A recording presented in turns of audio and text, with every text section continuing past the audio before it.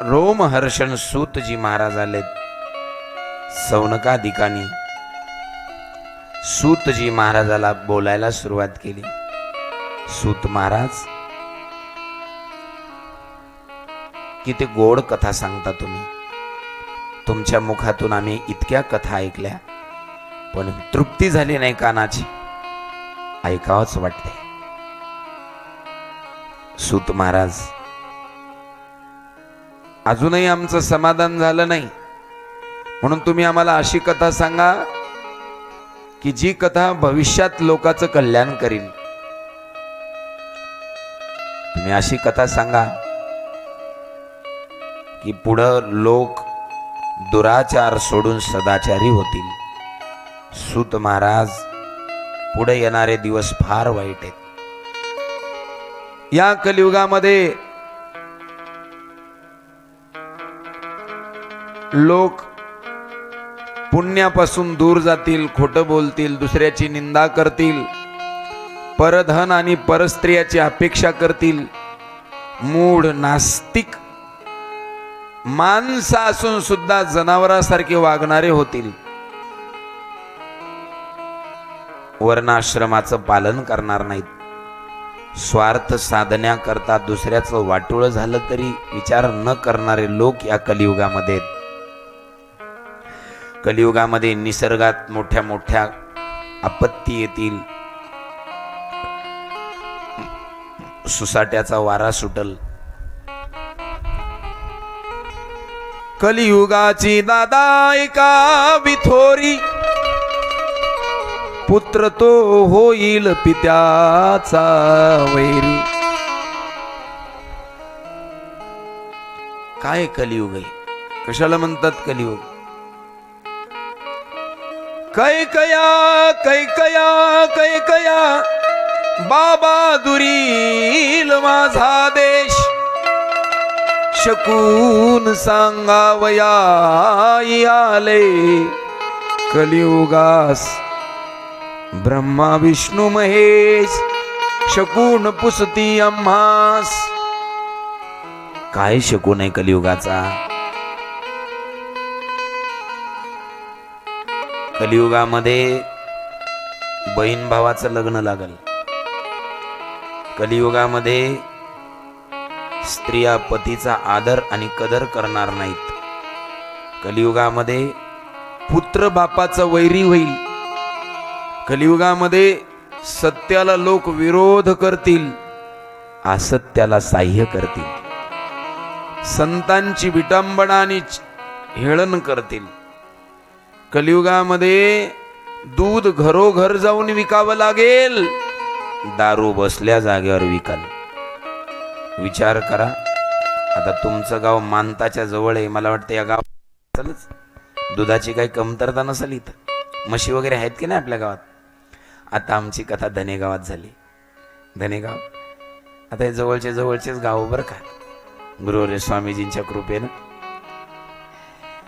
धनेगावात झाली. त्या धनेगावात इतक्या म्हशी, आणि एवढे सकाळी एक जणाच्या घरी गेलं बासुंदी, दुपारा कोणाच्या घरी गेलं बासुंदी, संध्याकाळी घरी गेलं की बासुंदी. तुम्ही काही महाराज लोकांना बासुंदीचा खुराक लावला का काय? तसं तुमच्याही गावामध्ये दुधाचं भरपूर प्रमाण असेल ना. ते मी बासुंदी सांगितली म्हणून बासुंदी करताना बरं, आम्हाला दुधाचं काय नाही खायचं.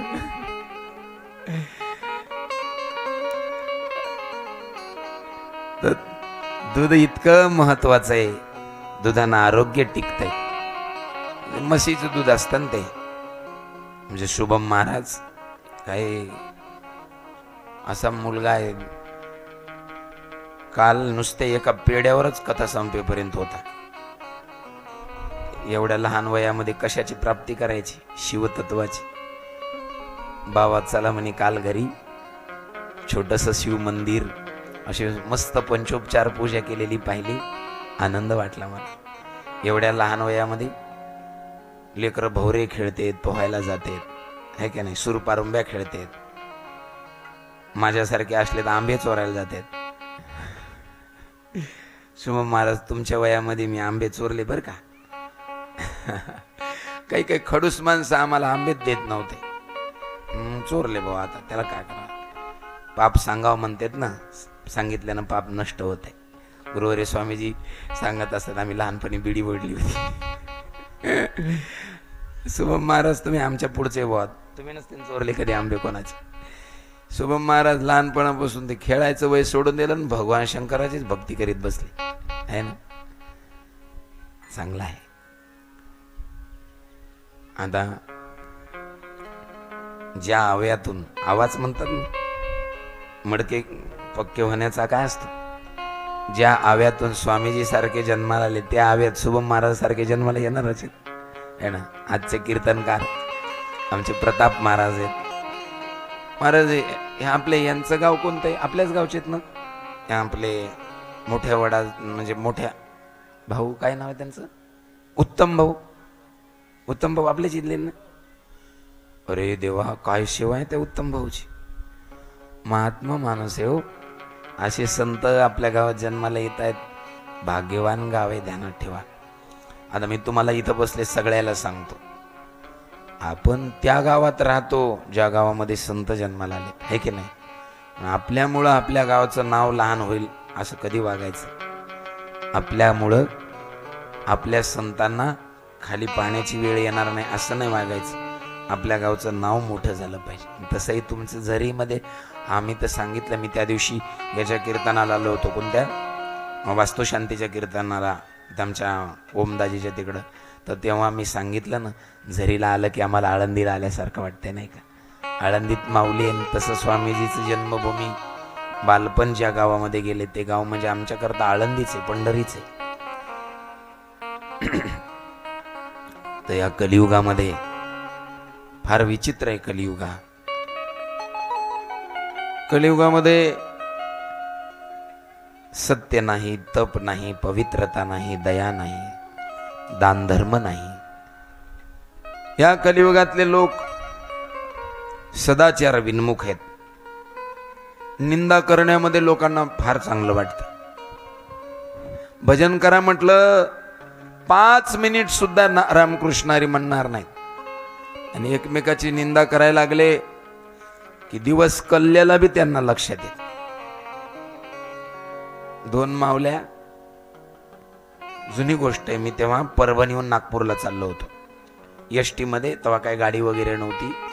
मी त्या खिडकीच्या कडीला बसलो. 2 माता माझ्याजवळ येऊन बसल्या. बसाव का महाराज, जागा आहे का म्हणलं. बसा माय बसा. बसल्या.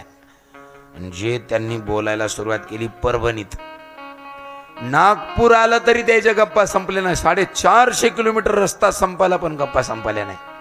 तर एक बाई दुसऱ्या बाईला म्हणे, चल बाई आता राहिलेल्या गप्पा घरी जाऊन करू म्हणे आपण. एवढ्या गप्पा देवानं काय नुसतं गप्पा करायला तोंड दिलं काय, कशा करता दिलंय. कमल मुख राम भजन को दिया, कमल मुख शिव भजन को दिया, राम भजन को दिया, कमल मुख शिव भजन को दिया.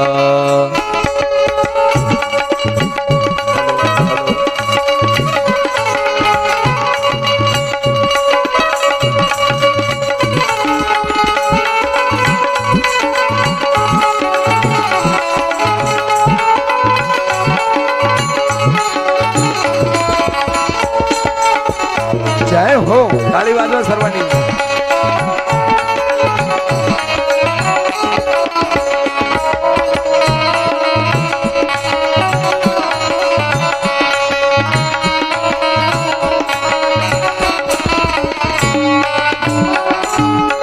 खाया पिया सुख से सोया, खाया पिया सुख से सोया, हो नाहक जमाना खोया, हो नाहक जमाना खोया.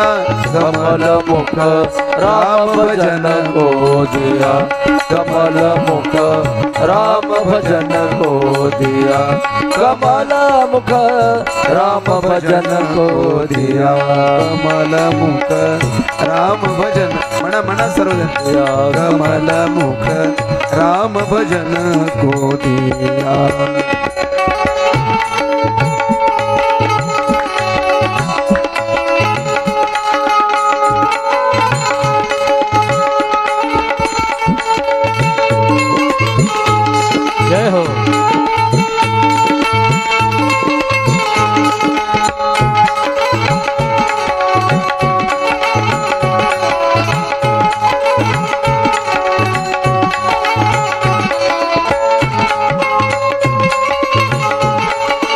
हे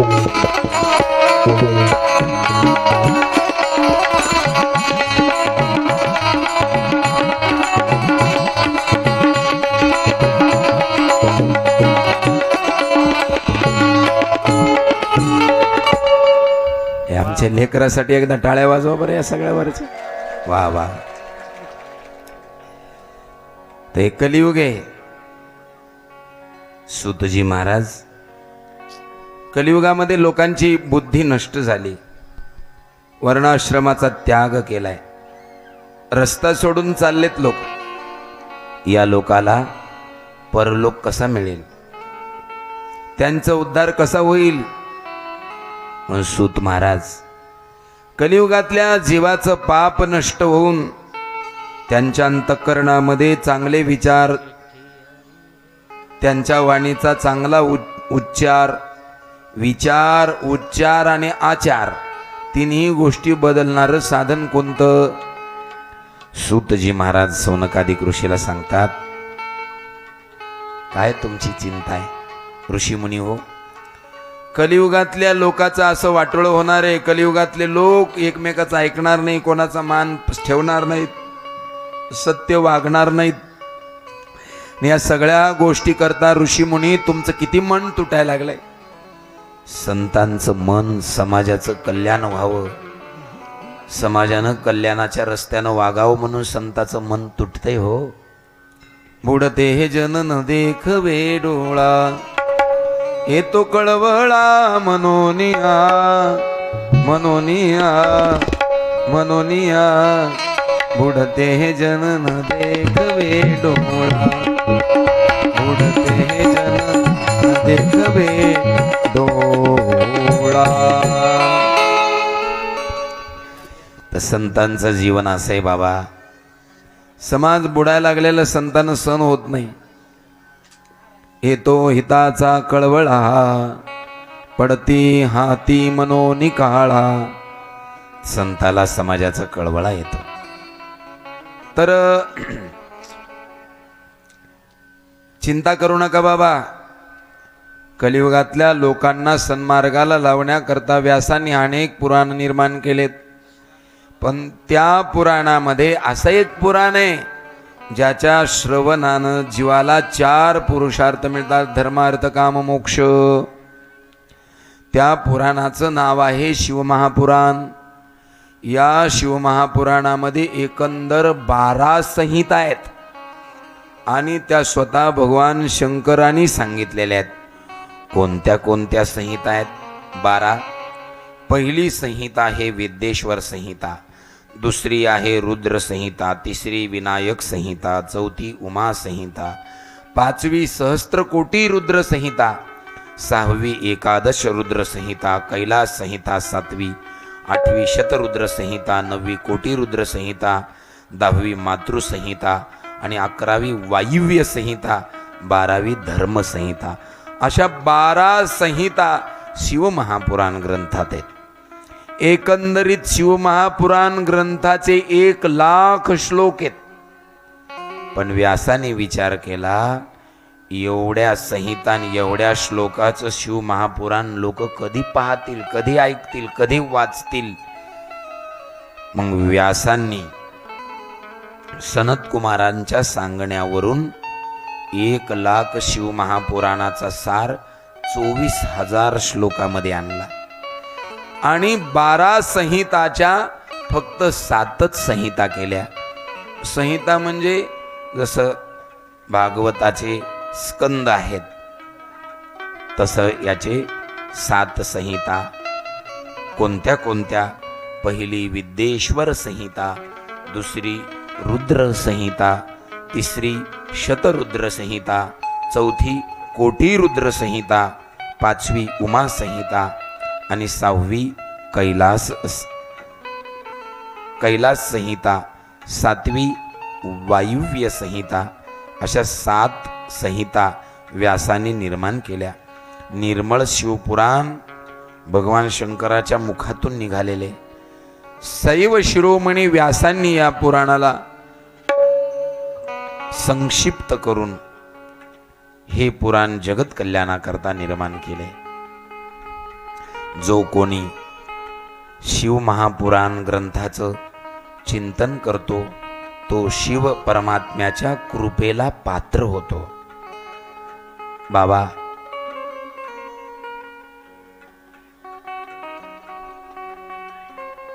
व्यासांनी हे ग्रंथ निर्माण केला असं ज्या वेळेला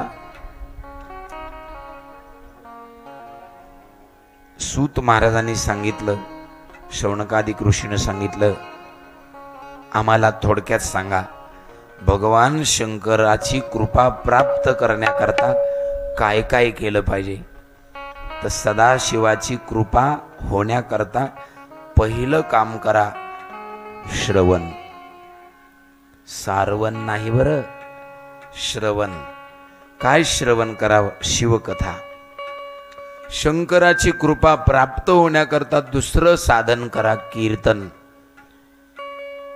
आणि तिसरं साधन आहे मनन. बाबा, श्रवण. भोलेनाथाच्या विषयी कुठे जर काही वार्ता चालू असेल, भोलेनाथाच्या विषयी काही चर्चा चालू असेल, तर तुम्ही सर्वांगाचे कान करून शंकराचं कथा चिंतन ऐका. कशी ऐकायला पाहिजे कथा?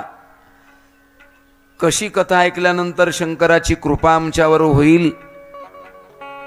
ज्ञानेश्वर महाराज ज्ञानेश्वरीमध्ये लिहितात, हे मनाच्या कानी ऐकावे.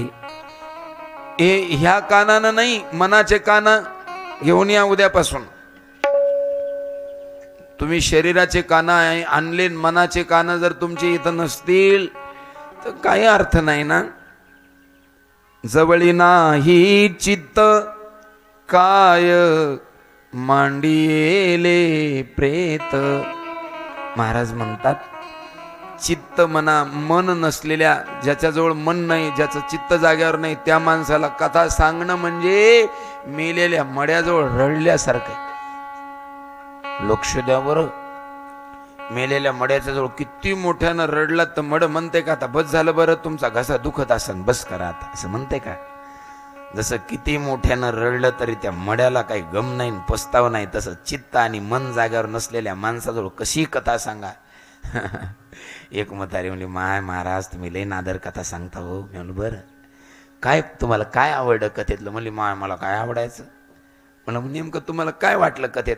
काहीच नाही म्हणे बाबा, घरी मी अशी रात्र रात्र डोळे उघडे ठेवून झोपते, टक्कळी लागते मला, डोळ्याला डोळा लागत नाही. पण पिल्या तू या कथेत आले ना, अशी बसले की जे डोळा लागला तर आरतीच्या टायमाला जागी झाली बघ.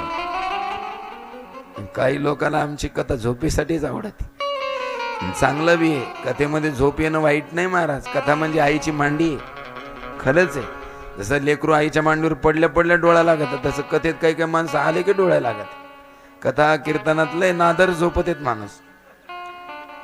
तुम्ही झोपताना याच्यात काय नवले, आमच्या व्यासपीठावरले महाराज लोक तर झोपतात. एका गावात तुम्हाला काय सांगू आता, आमचा पेटीवाला असा पेटी वाजित आवाज येत, त्याला डुकली लागली, व्यासपीठाच्या कडीला होता, जे वरूनच खाली पडला का नाही पेटीवाला. मी म्हणलं पेटीवाला कुठे गेला बाबा आमचा? हळूच उठला, अंग झटकीला वर येऊन बसला. म्हणलं भाऊ काय लोकांना सांगा ना, पाठीमागून काहीतरी तक्त्या वगैरे द्यायचं का? माग रेलायला गेलो पडलो. एक म्हातारी म्हणली, नाही नाही महाराज रेलायला नाही गेले, मग यायला झोप लागली होती पडली. एकदा म्हणा ओम नमः शिवाय. सज्जना हो, सदाशिवाची कृपा ज्याला हवी वाटते वाटतंय त्यांनी सदाशिवाची कथा ऐकली पाहिजे. श्रवण.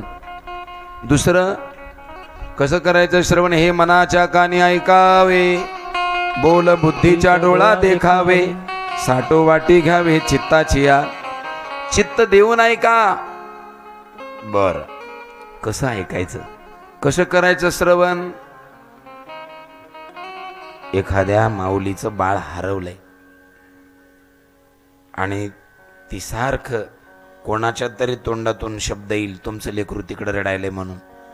चुकली या पुत्राची वार्ता, सादर परिसे जीवी माता.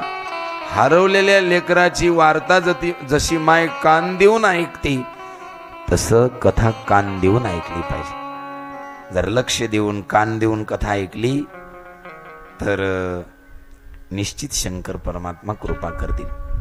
पहिलं शंकर परमात्म्याची कृपा करण्याचं साधन श्रवण आहे. दुसरं कीर्तन. शंकराचं कीर्तन करा. कीर्तन म्हणजे अखंड नामस्मरण करा, निरंतर कीर्तन करा. आणि तिसरं जे ऐकलंय त्याचं चिंतन करा, त्याला मनन म्हणतात. काय ऐकलं आपण कथेमध्ये, आपल्या कल्याणाचा नेमका विषय कोणता होता कथेमध्ये, मनन करा. निश्चित श्रवण मनन आणि कीर्तनानं जीवाचं कल्याण होईल. महाराज एकदा व्यास महाराज सरस्वती नदीच्या किनाऱ्यावरती तपश्चर्या करीत बसले होते. तेवढ्यात व्यासांच्या आश्रमामध्ये सनत कुमार आले. व्यासांनी सनत कुमाराला साष्टांग दंडवत घातला. श्री संताचे माथा चरणावरी साष्टांग हे करी दंडवत. कलियुगामध्ये तुम्हाला सगळ्याला मी आपल्या कल्याणाचा एक मार्ग सांगतो. काय मार्ग आहे कल्याणाचा?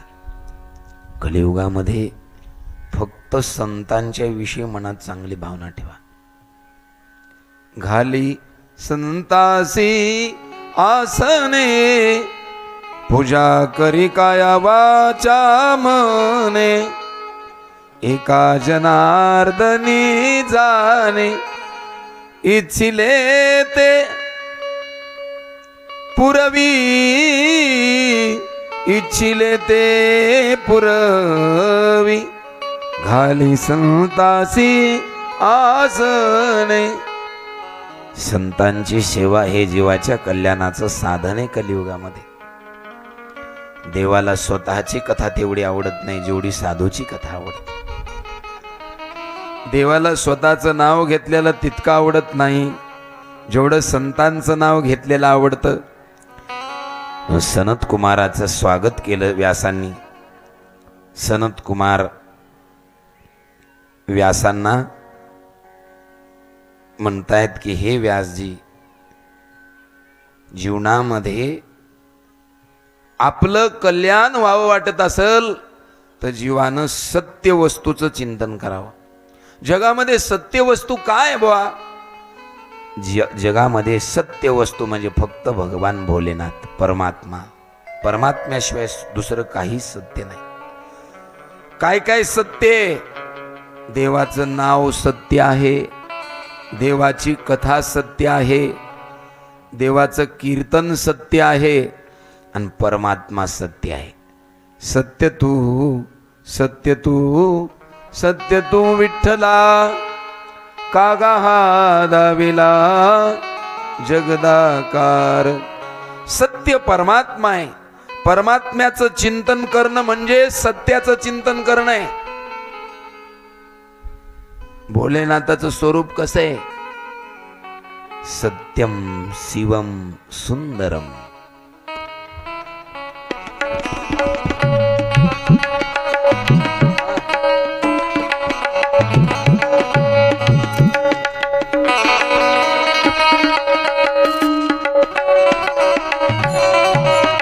सत्यं शिवं सुंदरं, सत्यं शिवं सुंदरं, सत्यम शिवं सुंदरं, सत्यं शिवं सुंदरं.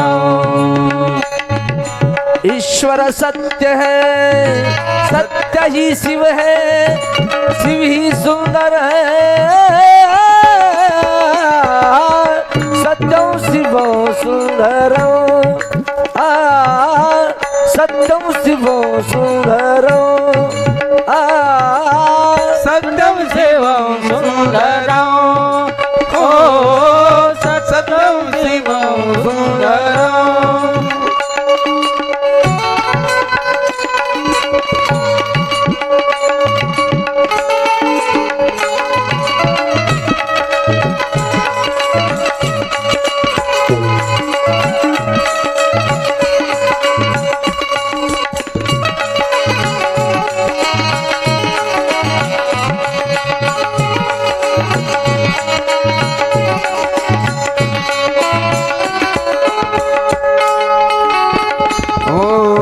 राम अवध में, काशी में शिव, कान्हा वृंदावन में। दया करो प्रभु देखो इनको, हर घर के आंगन में। हो राधा मोहन शरणो, सत्यं शिवं सुंदरं, सत्यं शिवं सुंदरं, सत्यं शिवं सुंदरं, सत्यं शिवं सुंदरं, सत्यं शिवं सुंदरं, सत्यं शिवं सुंदरं। या जगामध्ये सत्य काय? ईश्वर सत्य है, सत्य ही शिव है, शिव ही सुंदर है। हो जागो उठकर देखो, जीवन ज्योत उजागर है। ओ सत्यम शिवम सुंदरम। या जगामध्ये सत्य भक्त भगवान भोलेनाथ, आणि भोलेनाथाचं चिंतन करणं म्हणजे सत्याचं चिंतन करणं आहे, असं सनत कुमार व्यासांना सांगतायत. पुढे सांगतात की हे व्यास महाराज, शंकरासारखी सद्वस्तू जगात दुसरी कोणती नाही. शिवाचं श्रवण, शंकराचं शिवकथा, भगवान शंकराच्या नामाचं कीर्तन आणि मनन करणं, याच्यातच जीवनाचं कल्याण आहे. व्यास महाराज, आम्ही चौघ भाऊ फिरत फिरत मंदराचल पर्वतावर गेलोत. आम्हाला त्या ठिकाणी परमशिवभक्त भोलेनाथाचा नित्य सहचरी नंदिकेश्वराची भेट झाली, आणि नंदिकेश्वराची भेट झाल्याच्या नंतर आम्हाला नंदी महाराजानं श्रवण, कीर्तन आणि मननाचा महिमा सांगितला. त्यावेळेला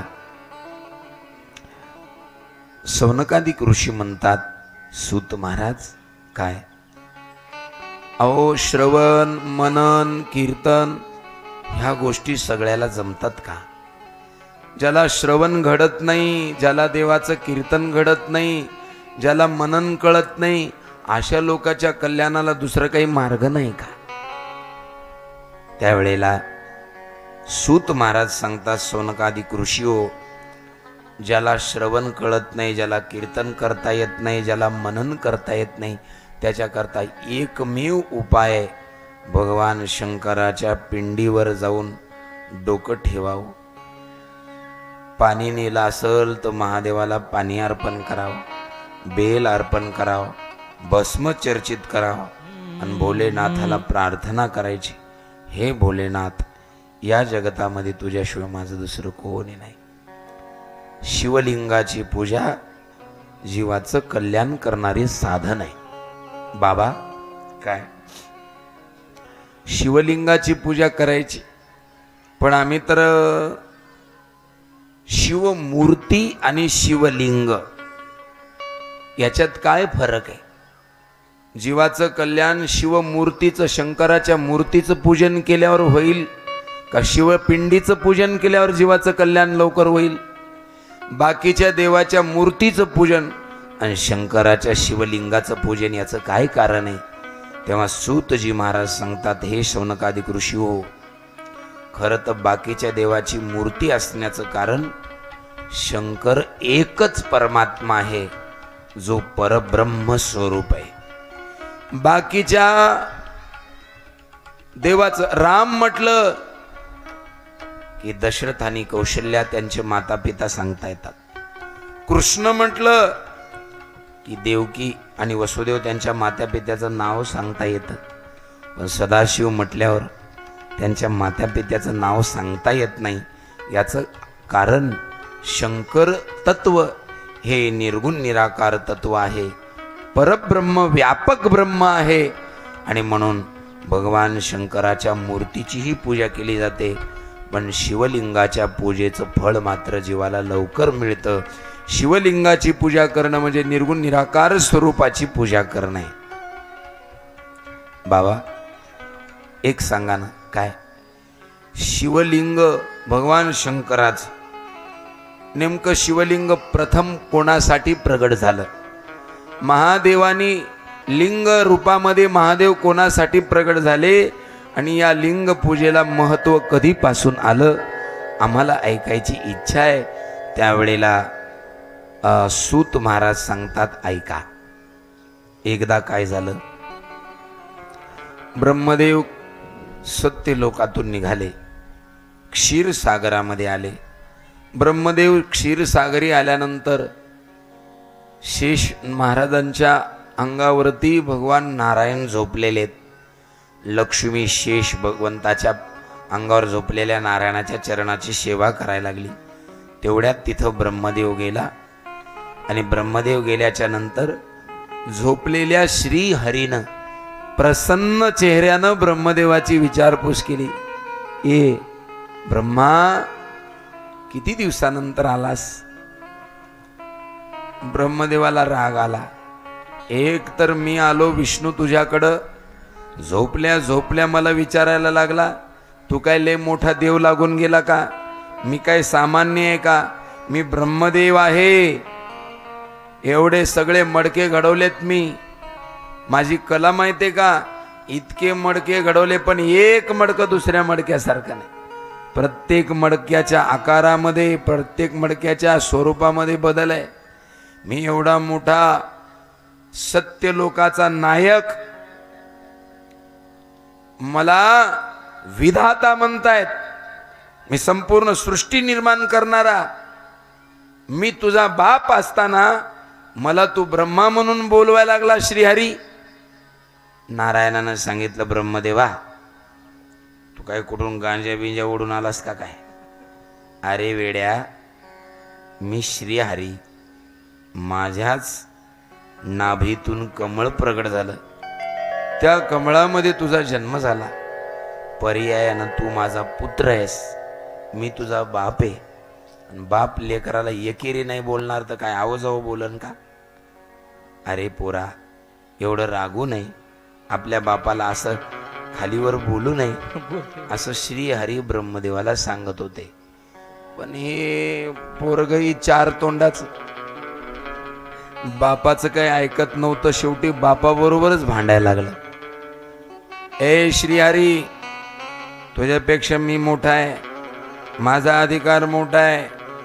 तुला वाटत असल आलो असल मी तुझ्या नाभीतून जन्माला, पण काय याचा अर्थ तू जन्म घातला म्हणून काय तू माझ्यापेक्षा मोठा आहे का?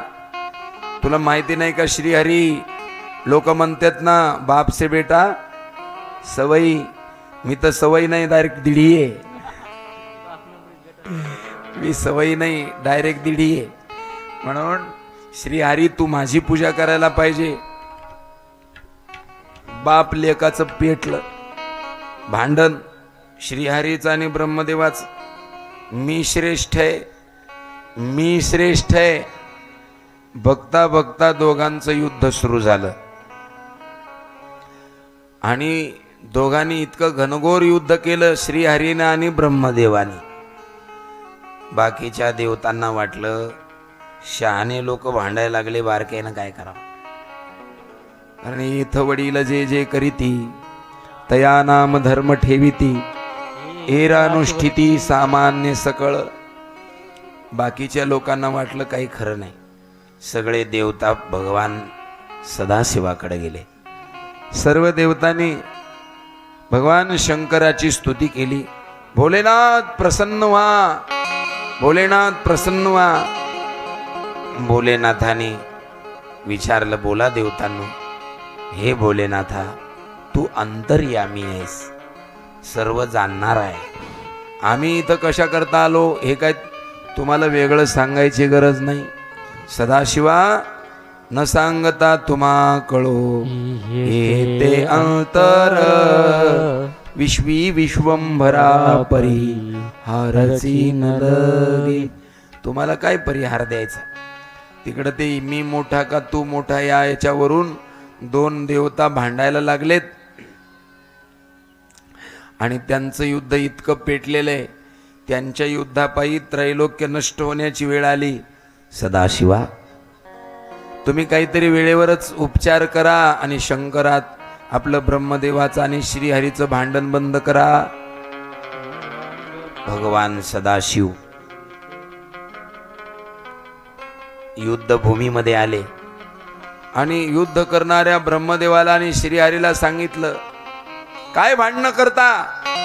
भांडणं करून कोण मोठं हे कळणार नाही. परीक्षा द्या. या परीक्षेमध्ये जो पास होईल तो खऱ्या अर्थानं मोठा समजेल मी. परीक्षा द्या म्हटल्या बरोबर त्या ठिकाणी आलेल्या श्री सांब सदाशिवानी लिंग रूपामध्ये सांब सदाशिव प्रकट झाले. बोलिये लिंगराज भगवान की. विराट अग्निस्तंभ प्रकट झाला. विराट ते लिंग प्रकट झालं, शिवलिंग प्रकट झालं. आणि त्या शिवलिंगा प्रकट झाल्यानंतर भगवान सदाशिवानं सांगितलं, श्री हरी, तू माझ्या शिवलिंगाची खालची बाजू बघू नये.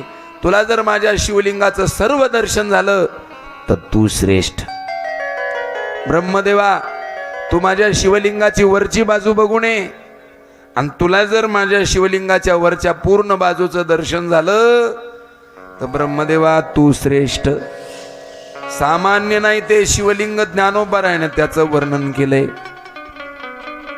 स्वर्ग जयाची साळुंखा, समुद्र पाळी पिंड देखा, शेषा सारखी बैसका, जो आधार तिन्ही लोका, लिंग देखिले देखिले, तिही त्रिभुवनी विस्तारिले, मेघधारी स्नपन केले, वरी पूजिले तारा पुष्प. भयानक ते शिवलिंग प्रकट झालं. भगवान श्री हरीनं श्वेत वाराहा रूप धारण केलं. शिवलिंगाची खालची बाजू बघायला गेले. पटकन श्रीहरीच्या लक्षात आलं, शिवतत्व हे समजण्याच्या पलीकडे. शिवतत्व वेदालाही कळालेलं नाही, वेदाधिकाला अंत लागला नाही. श्री हरी बरेच खोल गेले. वरती व निवांत बसले. ब्रह्मदेव हंसावर बसून उंच उंच उंच उंच गेला, पण शिवलिंगाचं टोक काही ब्रह्मदेवाला सापडत नाही. पण हारायचं नाही, खोट बोलायचं, पण रेटून बोलायचं. काही काही माणसं खोटं बोलतात पण रेटून बोलतात. ब्रह्मदेवाला काही शिवलिंगाचं स्वरूप दर्शन झालं नाही, पण आपल्याला हारायचं नाही. आपण विष्णूपेक्षा श्रेष्ठ समजलं गेलो पाहिजे. आणि मग मात्र ब्रह्मदेव वापस आले. विष्णू तर आधीच आले होते. आणि आल्याबरोबर श्रीहरीनं सांगितलं, ब्रह्मा, मी सदाशिवाच्या शिवलिंग दर्शनाला गेलो, पण मला संपूर्ण शिवलिंग काही दिसलं नाही. मी मान्य करतो, मी लहान तूच मोठा. विधाता तर प्रसन्न झाला. ब्रह्मदेवाने सांगितलं, बघ श्रीहरी, एवढी खटपट करायची गरज नव्हती. आधीच जर तू म्हटला असता तू मोठा, तर भगवान शंकराला शिवलिंगामध्ये प्रगट होण्याची वेळ आली नसती.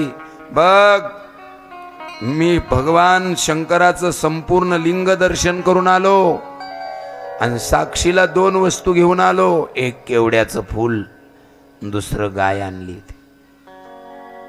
गोमाते, खरंच ब्रह्मदेव संपूर्ण शिवलिंग दर्शन करून आला का? साक्ष दे. तर गोमातेनं हो नाही म्हटली, अशी नुसती मान हलवली. एक केतकीच्या फुला, खरंच ब्रह्मदेव सगळं शिवलिंग दर्शन करून आले का? त्या केतकीच्या केवड्याच्या फुलानं होकार दिला. पण ही गोष्ट ब्रह्मदेवाचा खोटेपणा सांब सदाशिवाला सहन झाला नाही. आकाशवाणी झाली, आपल्या मोठेपणा करता ब्रह्मदेव खोटा बोलत आहे, खोटा बोलत आहे. शंकराला राग आला. गाय पण थरथर कापू लागली, केवड्याचं फुलही थरथर कापू लागलं. आणि आता मात्र त्या ठिकाणी भैरव प्रगट झाला आणि तो भैरव ब्रह्मदेवाला शिक्षा देण्याकरता पुढे झाला. भैरवानी तलवार काढली आणि अशी वर केल्याबरोबर श्रीहरीनं भैरवाची प्रार्थना केली. कायल भैरवम नमस्तुते. हे भैरवा, ब्रह्मा अजान आहे, ब्रह्माला कळत नाही, ब्रह्मा नेनता आहे. त्याच्यामुळं भैरवा, ब्रह्मदेवाचा प्राण घेऊ नको. श्री हरीचा अपमान करणाऱ्या ब्रह्मदेवाला जीवदान द्यायला लावलं श्रीहरीनं. आणि त्या भैरवानं सांगितलं, श्रीहरी, मी तुमची विनंती म्हणून ब्रह्मदेवाला मारत नाही. पूर्वी ब्रह्मदेवाला 5 मुख होते. भैरवानी ब्रह्मदेवाचं एक मुख कापून टाकलं. आणि आता शंकरांनी सांगितलं, हे ब्रह्मदेवा, खोटं बोलून मोठं होण्याचा तू जो खोटेपणा केलास, मी शाप देतो ब्रह्मदेवा, तुझी कुठंच देव म्हणून पूजा होणार नाही. जाई, जोखाई, मेसाई, सटवाई, मुळाईचे मंदिर राहतील, मसोबाचे मंदिर राहतील, पण ब्रह्मदेवा तुझं कुठं मंदिर राहणार नाही. कुठं देव म्हणून तुझ्या कोणी पाया पडायला जाणार नाही. का? खोटं बोलून मोठं होण्याचा प्रयत्न केलास. शिव महापुराण कथा सांगते, तुम्ही जेवढे आहे तेवढेच राहा, मोठं होण्याचा प्रयत्न करू नका. आणि जर करायचं असेल तर प्रामाणिक प्रयत्न करा. खोटं बोलून मोठं होऊ नका. कारण खोटं बोलून मोठं झालं की ब्रह्मदेवासारखी गत होती. माणूस ना इकडचा ना तिकडचा राहतो, जिथं आहे तिथंच राहा. मी तर तुम्हाला आज सांगेल, देवानं तुम्हाला जेवढं केलंय, जेवढं ऐश्वर्य दिलंय, मोठं होण्यापेक्षा लहान होण्याचा प्रयत्न करा. गडे हो, ऐका, ते तर थोरपण परा सांडीजे, व्युत्पत्ती अगवी विसरीजे, जे जगा धाकुठे होईजे, ते जवळी कमाजे. जितकं स्वतःला लहान समजताल तितकं देवाच्या जवळ जाताल. ब्रह्मदेवाला शाप दिला, त्यानंतर गाईला पण शाप दिला. ए गोमाता, मुख हलवलंस, तोंड हलवलंस, आणि तोंड हलवून तू खोटी साक्ष दिलीस ना, तर तुझ्या अंगामध्ये 33 कोटी देवतेचं वास्तव्य आहे. पण वाचोनी मुखा लागी वाळावी गायची सगळी. ज्ञानोबाराय म्हणतात, गाय पवित्र आहे, पण तोंडाची पूजा करून पुण्य मिळणार नाही. का? कारण त्या तोंडानं तिनं खोटी साक्ष दिली होती.